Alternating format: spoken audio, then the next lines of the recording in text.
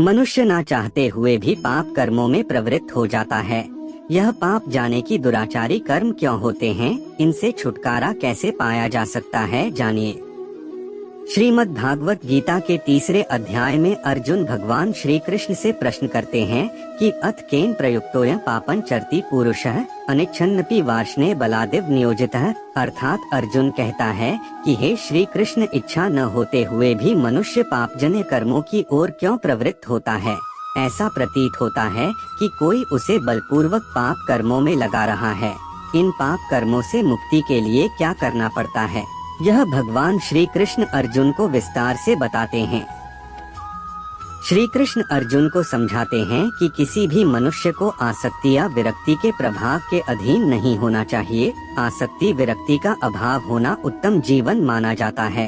अर्जुन इस प्रकार का उत्तम जीवन यापन करना चाहता है, किंतु उसे भगवान के उपदेश का अनुपालन करना कठिन लगता है।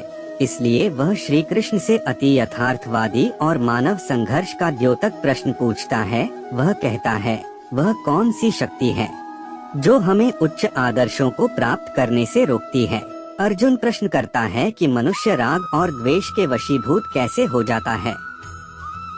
हमारी अंतरात्मा पाप करते हुए पश्चाताप का बोध कराती है। अंतरात्मा की आवाज इस तथ्य पर आधारित है कि भगवान गुणों के धाम हैं और उनके अणु अंश होने के कारण स्वाभाविक रूप से हमारा आकर्षण गुणों और अच्छाइयों के प्रति होता है। अच्छाई जो आत्मा की प्रकृति है तथा जो अंतरात्मा की आवाज को उन्नत करती है।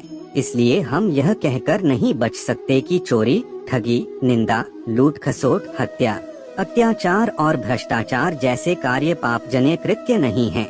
हमारी अंतर्दृष्टि यह बोध कराती है कि ये सब कार्य पापजन्य हैं, फिर भी हम ऐसे कार्य करते हैं जैसे कि कोई शक्ति हमें बलपूर्वक ऐसा करने के लिए विवश करती है। भगवान श्री कृष्ण कहते हैं, पाप जन्म कर्मों का एक ही कारण।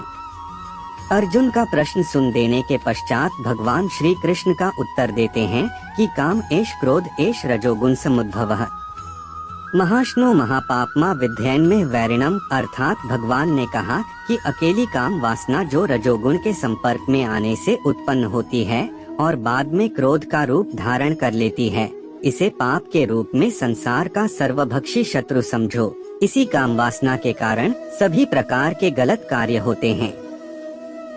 अर्जुन कहते, ये मधुसूदन काम वासना क्या है? तब श्री कृष्ण कहते हैं, वेदों में प्रयुक्त काम शब्द या वासना केवल यौन इच्छाएं नहीं है, बल्कि इसमें आत्मा की शारीरिक अवधारणा पर आधारित सभी प्रकार के भौतिक सुख भी सम्मिलित हैं। इस प्रकार वासना अपने कई रूप दर्शाती है, जैसे धन की इच्छा, शारीरिक लालसाएं, प्रतिष्ठा की अभिलाषा, सत्ता की भूख इत्यादि। वासना केवल भगवान के प्रति प्रेम का विकृत प्रतिबिंब है, जो कि प्रत्येक जीवित प्राणी का अंतर्निहित स्वभाव है। जब आत्मा शरीर के रूप में माया शक्ति के साथ सहयोग करती है, तब तमोगुण के संयोजन से इसका भगवान के प्रति दिव्य प्रेम वासना में परिवर्तित हो जाता है। चूँकि दिव्य प्रेम भगवान की सर्वोच्च शक्ति है, किंतु भौतिक क्षेत्र में इसका विकृत स्वरूप जो कि काम वासना है, वह भी सांसारिक क्रियाओं की अति प्रबल शक्ति है। श्री कृष्ण ने सांसारिक सुखों के भोग की लालसा को पाप के रूप में चिह्नित किया है, क्योंकि प्राण घातक प्रलोभन हमारे भीतर छिपा रहता है। पाप कर्म कामना की पूर्ति नहीं होने पर होते हैं। रजोगुण आत्मा को भ्रमित कर उसे यह विश्वास दिलाता है कि सांसारिक विषय भोगों से ही तृप्ति प्राप्त होगी, इसलिए किसी भी मनुष्य में इन्हें प्राप्त करने की कामना उत्पन्न होती है।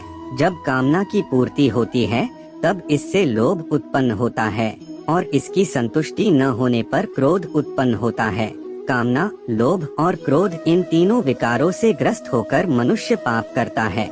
लोभ कुछ नहीं है, किंतु यह कामनाओं को प्रबल करता है, जबकि क्रोध कुंठित इच्छा है।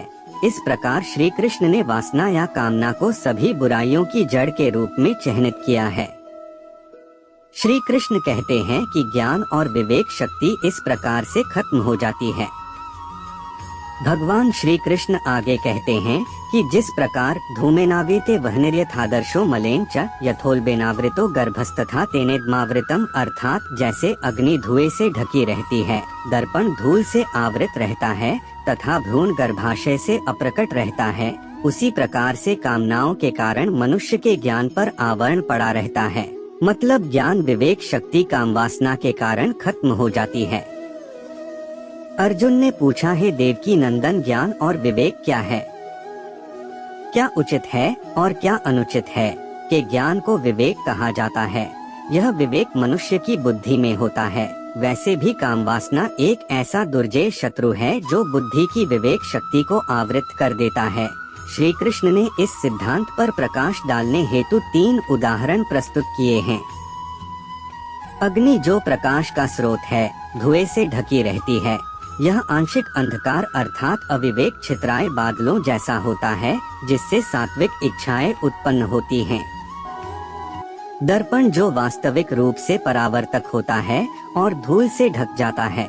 यह अर्धपारदर्शिता बुद्धि पर राजसिक कामनाओं के आच्छादित प्रभाव के जैसी होती है।